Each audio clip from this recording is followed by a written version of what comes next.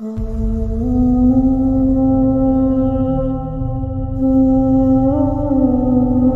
vision for the future, to me, is a moral vision from the past. I truly believe that the moral issues of every time and place are basically the same issues.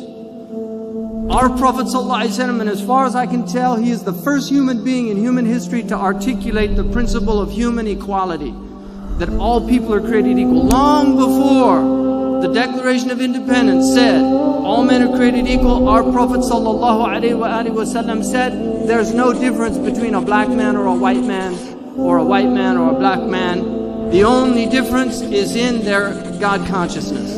And I know of no previous historical statement. I have never seen that in the Bible. I've never seen that in any philosopher before the Prophet. Aristotle talked about natural slaves with all his genius and brilliance. But our Prophet ﷺ articulated this to remove racism. As far as I can tell, the Prophet Muhammad ﷺ is the first human being to articulate the equality of men and women. I've never found anybody in the history of humanity before him to ever articulate that men and women are essentially the same. Before their Lord, they are both spiritual beings with the same rights. There's some variance in their responsibilities based on fitrah, on the primordial nature, but they're equal. The Prophet ﷺ was also, as far as I can tell, the first person to legislate from these religions clearly economic justice in all of the strata of society, not for one group or for one set of believers, but for all of the people. The Prophet ﷺ in his final speech, and I've mentioned it here before, you will see all of those major issues that are affecting human beings. My deep concern about this country is that America, and we as a people, and I speak as we are all, I'm an American, I can speak as an American. And when I'm speaking as an American, my Islam here is incidental. In the same way that many people in this country have spoken up about things they find troubling in their country, from the Jewish community, from the Christian community, from the atheist secular community. There are things in this country that I find deeply disturbing. Arnold Toynbee said that societies don't commit, they're never murdered. Civilizations are not murdered. The great English historian, he said civilizations commit suicide. And as far as I can tell, and I actually did a rotation in a psychiatric unit and had some suicidal patients. As far as I can tell, I see very serious suicidal tendencies in this society. There are things that are deeply troubling about this society. The mechanization of warfare.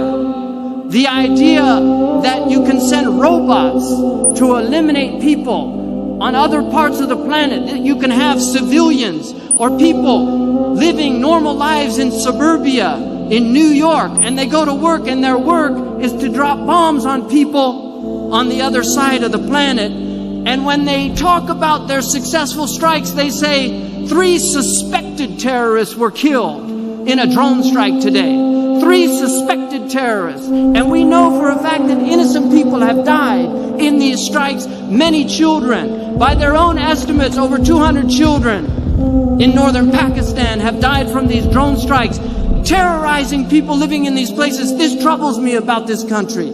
It troubles me because I live here. I pay my taxes. But it troubles me, and it troubles me deeply. And I really feel that we as Muslims need to be courageous. It's difficult to be courageous. We're living in a society that doesn't encourage people to speak up, even whistleblowers. If you look at some of the problems that these whistleblowers who have spoken about wrongdoings in corporations or in the government, what happens to them, and how they suffer from speaking based on their moral consciousness.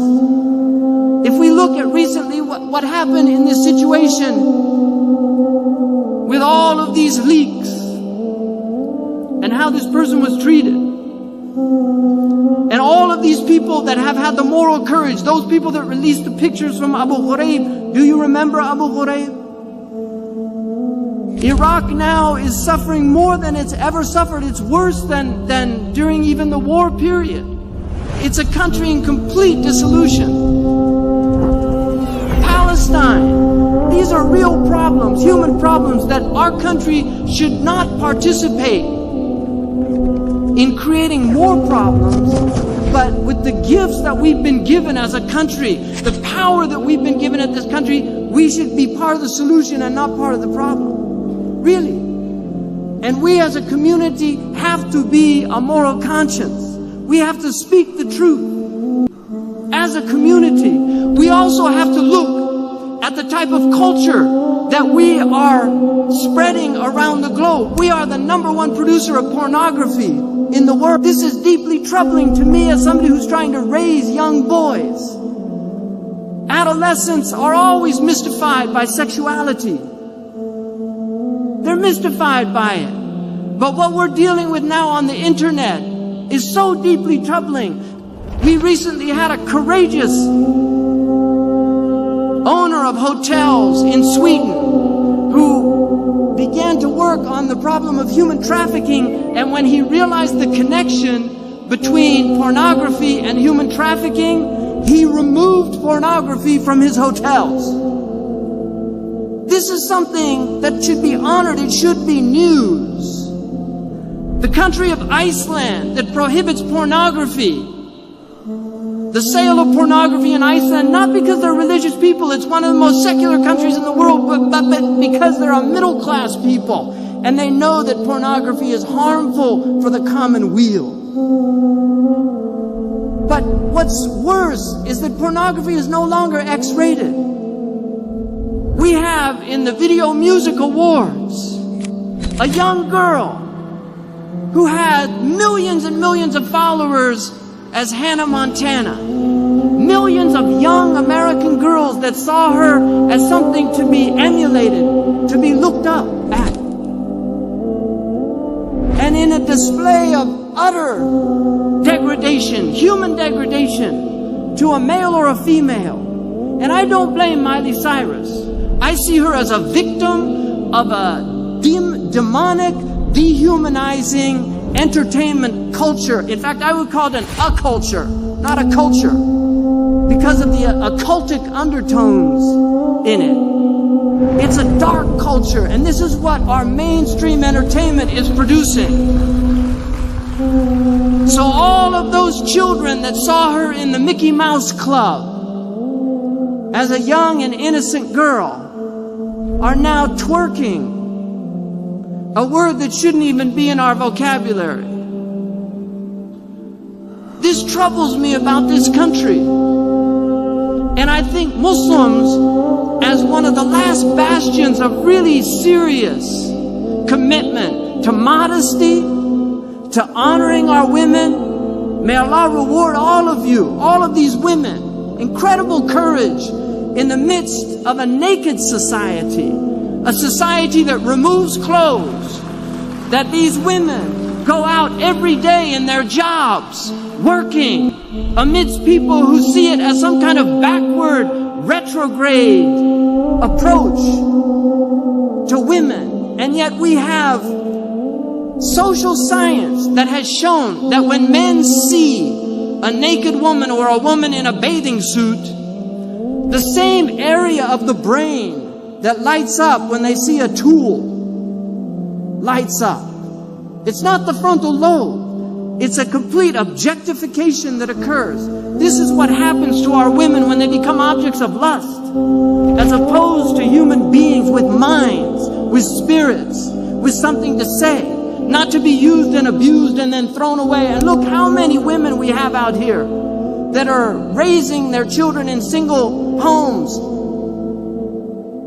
because they had children out of wedlock. There was no commitment by the male to a family, and they suffer and they struggle. Some of them are on welfare and they're fortunate to live in a country where they can get some help. This is a crisis in our country. We also have a culture that will not talk about sexually transmitted diseases in any honest way. Every single thing that is harmful for you in America, they'll warn you about. They'll warn you about donuts. They'll have commercials about fatty foods. Everybody knows potato chips are not good for them. Everybody knows that French fries aren't good for them. They know that cheesecake's not good for them. But nobody will dare speak out against the deviant sexual practices that occur in this country and are not only not talked about, are promoted by mainstream entertainment and society. Promoted. Deviant sexual practices that are harmful to the human being. Pathogenic sexual practices that cause serious diseases.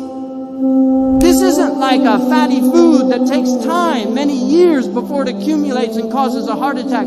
This is a one-time possible death sentence. And yet people won't speak honestly about it. The World Health Organization tells us that rectal intercourse is the most risky form of sexual behavior.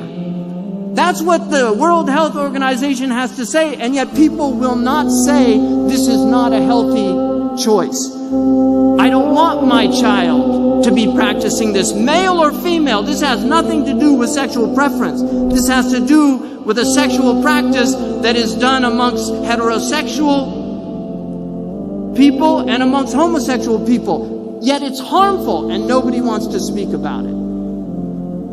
We need our physicians to speak up about the types of cancers that occur, about what happens when you get genital warts.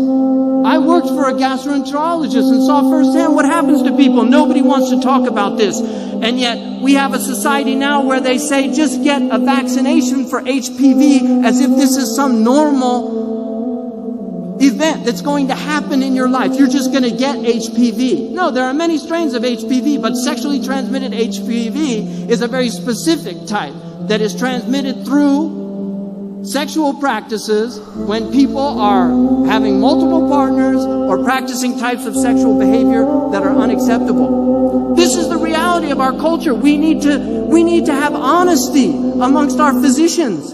People need to speak out. They can't be afraid of a culture that is promoting pathogenic forms of behavior. Recently, at the Gay Pride Parade in New York, they requested that they all get meningitis shots because there's a new strain of meningitis in the homosexual community that is extremely deadly and has only shown up in that community.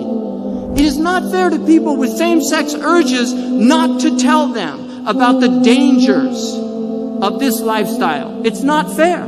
For young people, old people can make their decisions, but a 15-year-old kid in high school, he deserves to know